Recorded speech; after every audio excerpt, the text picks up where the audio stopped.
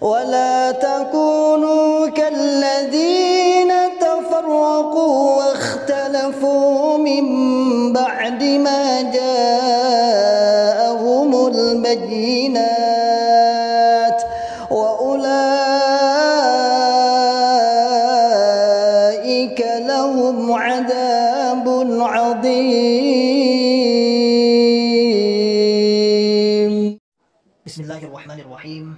Assalamualaikum warahmatullahi wabarakatuh. Alhamdulillah, pembangunan PPTQ, pembangunan gedung kedua PPTQ Himah Aliyah insya Allah terus berlanjut. Saat ini sedang merapikan, yaitu 3 ruang kelas, kemudian 2 ruang asrama dan ruang guru, serta kamar mandi dan ruang makan. Insya Allah akan menghabiskan dana sekitar Rp932.550.000. Bagi sahabat-sahabatku, kaum muslimin, saudaraku semua yang ingin bersedekah, monggo silahkan di BSI, bisa ditransfer di BSI 7212807367 atas nama Yayasan Himah Aliyah Utama. Konfirmasi transfer 081334113541, atau bisa datang langsung ke kompleks PPTQ Himah Aliyah di Dusun Dukuh Pandean, Desa Karanglo, Kecamatan Tawangmau, Karanganyar. Alhamdulillah, proses KPM sudah berjalan untuk angkatan pertama, dan insya Allah bulan Juli kita angkatan kedua. Monggo, masih kurang banyak, ada semen, ada keramik, ada lain-lainnya. Demikian, assalamualaikum warahmatullahi wabarakatuh.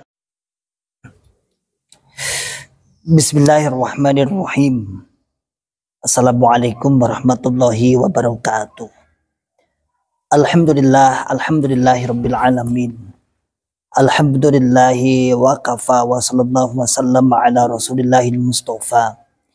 Asyhadu an la ilaha illallah wahdahu la syarikalah wa asyhadu anna Muhammadan abduhu wa rasuluhu sallallahu alaihi wasallam wa ala alihi wa ashabihi wa man tabi'ahum bi ihsanin ila yaumiddin wa ba'd. Masyaallah muslimin, hafizakumullah ta'ala. Alhamdulillahirabbil alamin. Kita ucapkan kalimat syukur kepada Allah Subhanahu wa taala yang telah memberikan kepada kita semua nikmat hidayah Islam, nikmat hidayatul iman, nikmat sehat wal afiat, aman fi amanillah wa fi barakatillah, nikmat semangat, ya'muruna bil ma'ruf wa yanhauna 'anil munkar wa ulaika humul muflihun, membuka akal sehat, membuka akal waras, dan membuka akal selamat kepada saudara tua kita yang ada di dalam Islam Jamaah Cokam 354. Masyaallah muslimin, hafizakumullah ta'ala. Kemarin sudah kita bahas sedikit-sedikit tentang situasi bukan perkembangannya. Kita mengharap setelah anggota jamaah Islamiyah, para pemimpinnya membubarkan dirinya sehingga tidak ada tanzim menurut pernyataan itu dengan berbagai alasan yang saya dengarkan di berbagai YouTube. Nah, kemudian kita hanya ingin berharap, Islam Jamaah berlaku atau berbuat seperti itu. Apa sih yang mereka pertahankan? Tak lain, kalau saya lihat berbeda jauh. Ternyata memang makosidnya berbeda jauh. Sementara Islam Jamaah itu ghairah, semangatnya yang tanda kutip mereka mengatakan dengan jihad dan lain sebagainya, konfrontasi dan lain sebagainya, mungkin di luar negeri itu memang nyata ada. Sementara Islam Jamaah kenapa sulit untuk membubarkan diri? Ya, karena berbeda jauh. Ini bukan izzatul Islam, bukan dalam rangka memuliakan li'ala'i kalimatillahil ulia. Kalau saya lihat lebih pada ketakutan kehilangan jamaahnya karena sebuah Islam Jamaah ini karena sebuah pendapatan, infak persenan, infak lah bahasanya. Kalau sampai bubar kan pendapatan 10%-nya hilang nih. Sementara ini di gejolak yang ini aja 4 tahun, 5 tahun ini aja sangat terasa sekali penurunan pendapatan infak per puluhan atau 10% yang ditarik, yang diwajibkan kepada masing-masing jamaah. Nah, kalau sampai bener-bener nih terjadi nih, sampai kemudian bubar misalnya, ya chaos ya. Harapan kita sih tidak dibubarkan, tetapi membubarkan diri. Ya, semoga saja mungkin insyaallah bidnillah wa bi'aunillah dengan usaha kita, semangat kita, kemudian kita semangat dalam berdakwah ini, kan lama-lama tahu-tahu kan kemudian pudar satu. Hijrah lagi satu. Kan seperti itu harapannya. Akhirnya hijrah, akhirnya keluar. Itulah harapan kita. Dan lebih dari itu sebenarnya. Sehingga walaupun tidak dideklarasikan seperti hanya yang dilakukan oleh para petinggi-petinggi, para pemuka-pemuka jamaah Islamiyah pun misalnya dalam grassroots dalam Islam jamaah cokam ini, kalau sudah merotoli kata nendi harapan. Harap nendian, sesuai ya bubar tuh ya. Memang masyaallah muslimin hafidzakumullah ta'ala, beberapa usaha, beberapa cara, bahkan negara pun sempat hadir dalam pembekuan Islam jamaah ini, namun ya berubah nama, merubah organisasi dari ini, dari hadis, jamaah, lempari, dan sebagainya sampai pada saat ini. Tentunya ada aktor intelektual di situ yang tidak sembarangan ya. Ada aktor yang pintar dalam memanajemen konflik atau memanajemen keorganisasian. Sehingga mereka tetap nyaman dan itu menjadi sebuah andalan tersendiri, menjadi sebuah nasihat tersendiri khususnya bagi para pengikutnya. Diharapkan untuk tenang, jangan terpengaruh wis enek sing ngurusi.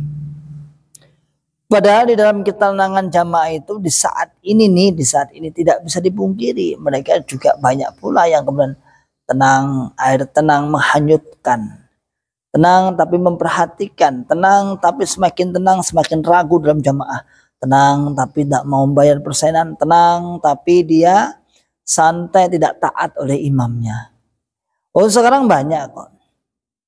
Sudah yang dinamakan bunglon, entah itu bunglon dia kemudian ikut berdakwah untuk memberikan informasi pada kita, atau sekarang bunglon itu modelnya acuh tak acuh, sudahlah.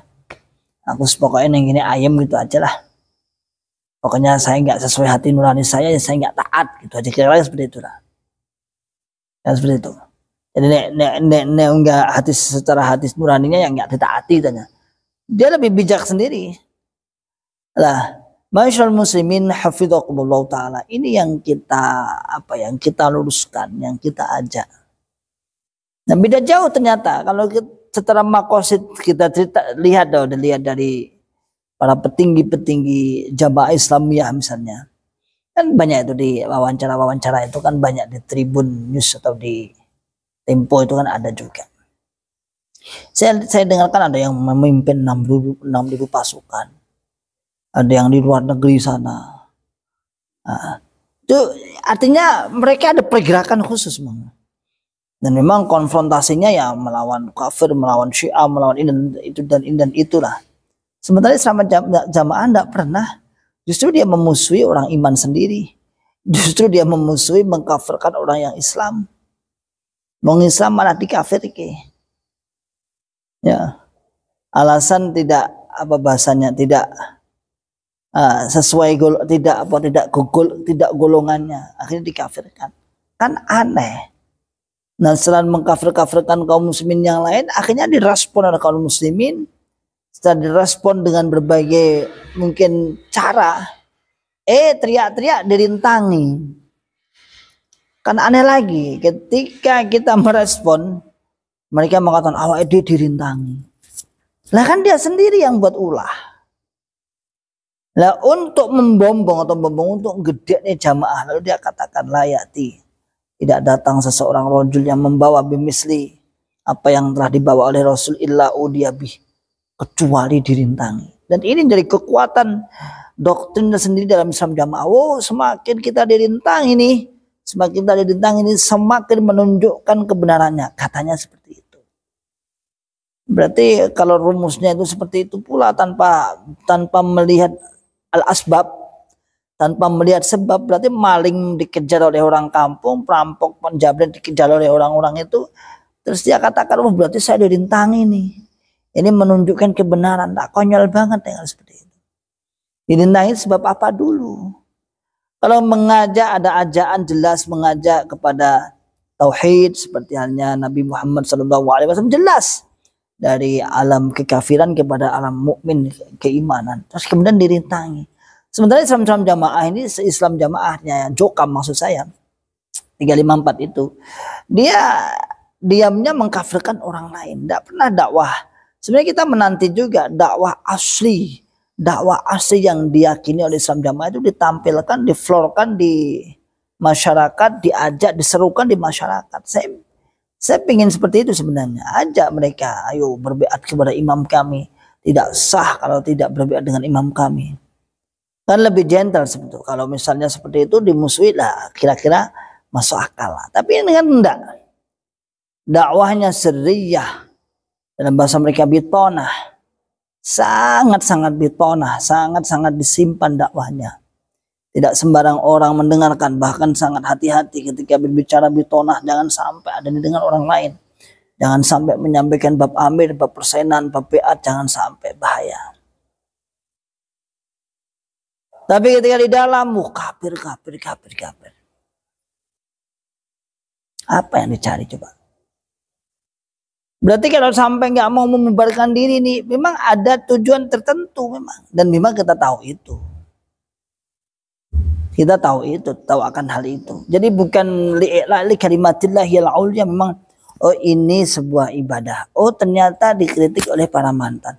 Oh ternyata dirusak oleh para mantan. Berarti ini salah dong.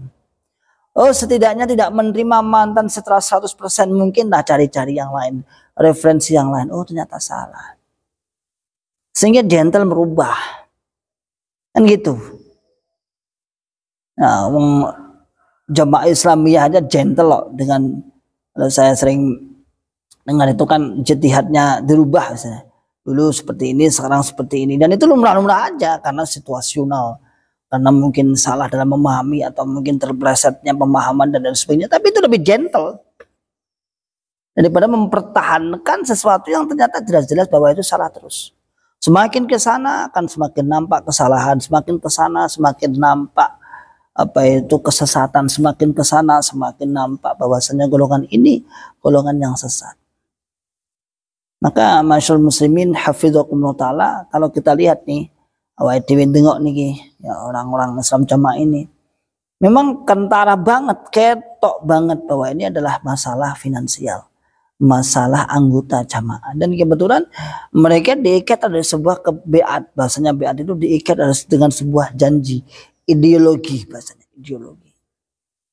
Jadi tidak bisa semudah itu kemudian Anda mengatakan yang benar pernah masuk.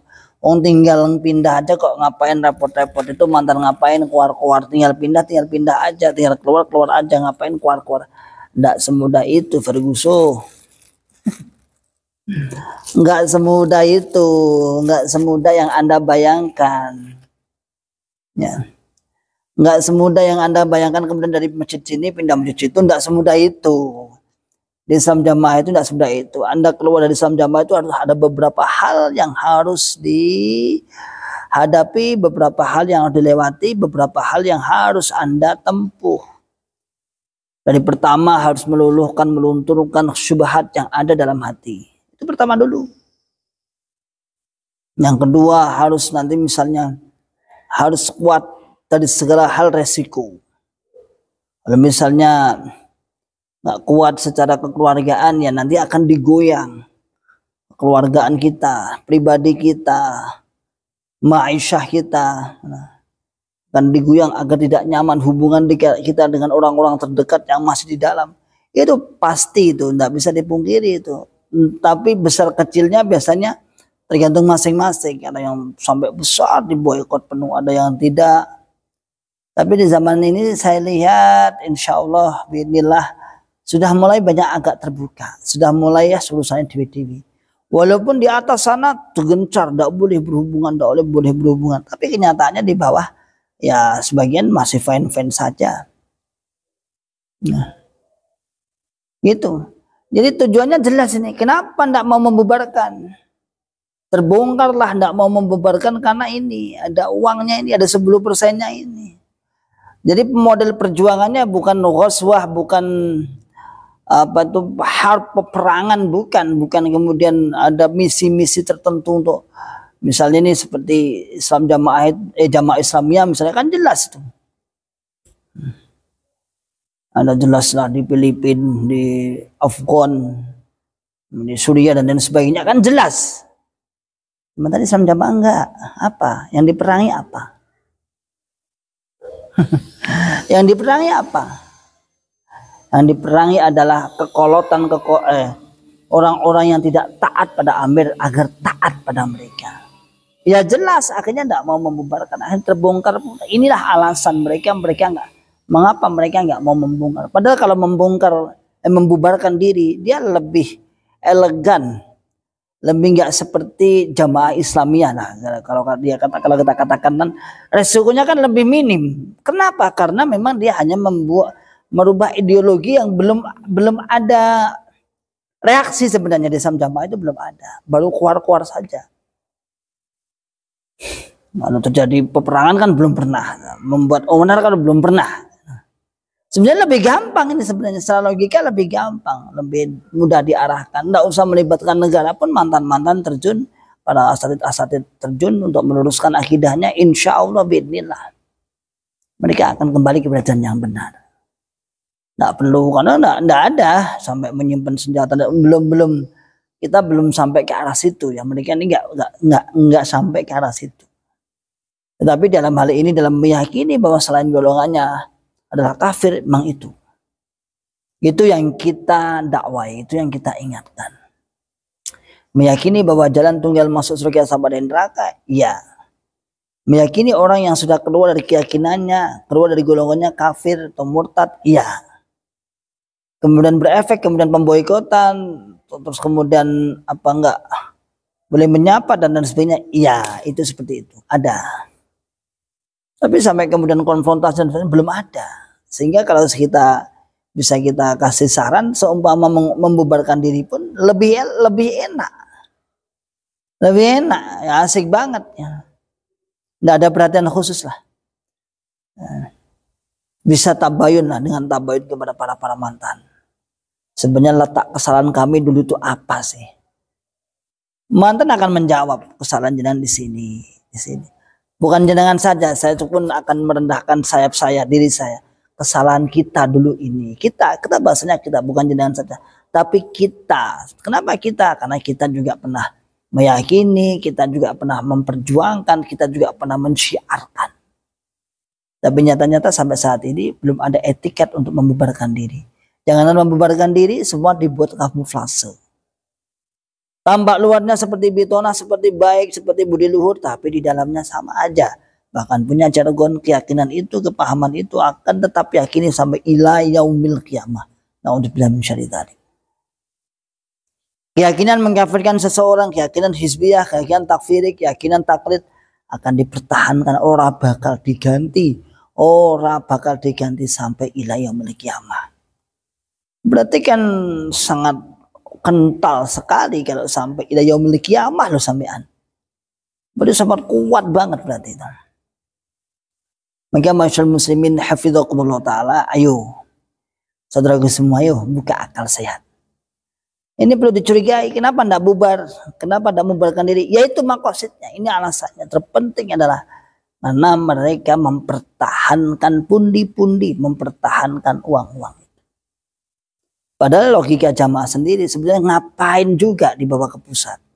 Sementara di kelompok desa daerah Anda masih membutuhkan. Ngapain pula uang disetorkan ke pusat semua. Seandainya dengan dalih untuk penyetaraan, untuk membantu ke sana, itu bohong. Iya, seperti itu. Namun apakah kemudian yang membela, yang dibantu itu kemudian nggak mengeluarkan infak? Sama aja. Kita dapat bantuan, kita juga infak setiap bulan. Kecuali kalau kita dapat bantuan, kita nggak boleh libur untuk infaknya, untuk kamu bagian menerima saja, kan tidak.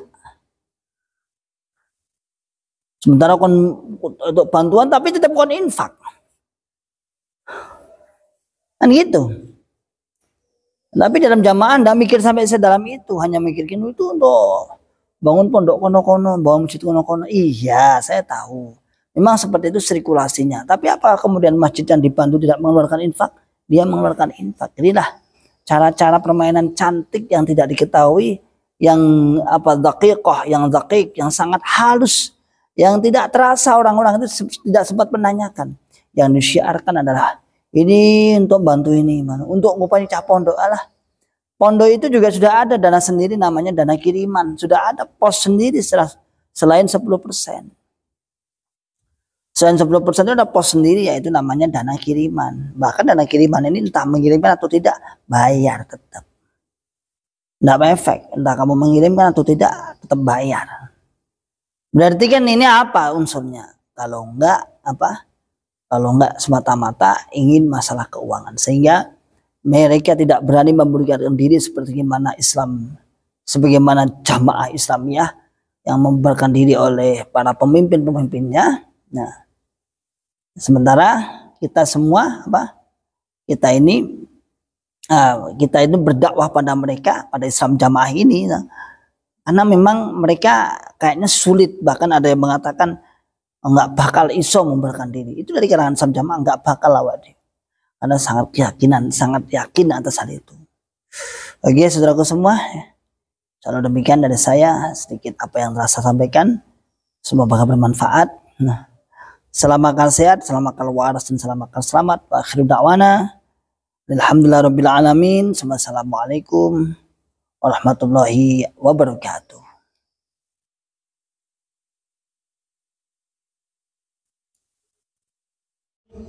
ولا تكونوا كالذين تفرقوا واختلفوا من بعد ما جاءهم البينات